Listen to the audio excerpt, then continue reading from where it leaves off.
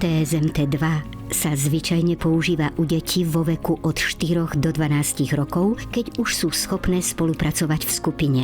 Jednou zo špecifických oblastí TSMT je, že podporuje dozrievanie nervového systému detí nielen individuálne, ale aj v homogénnych skupinách. Úlohou terapeuta TSMT2 je zostaviť také skupiny, v ktorých sú deti približne rovnakého veku a majú podobné ťažkosti. Metóda je obzvlášť účinná pri poruchách pozornosti, problémoch s učením a správaním, poruchách autistického spektra a ťažkostiach so senzorickým spracovaním.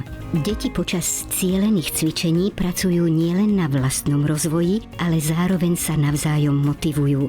Skupinový zážitok posilňuje sociálne zručnosti a pripravuje ich na ďalší školský, kognitívny aj pohybový rozvoj. Vzdelávanie pozostáva z online teoretického modulu a osobných praktických hodín. Študenti sa naučia pracovať so skupinovou dynamikou, osvojujú si techniky dávania inštrukcií a motivácie a spoznajú, ako bezpečne a efektívne viesť viac detí naraz.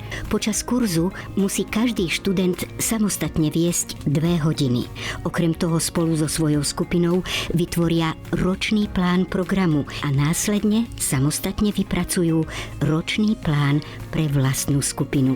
Záverečná skúška modulu pozostáva z 3 častí: písomnej, ústnej a praktickej.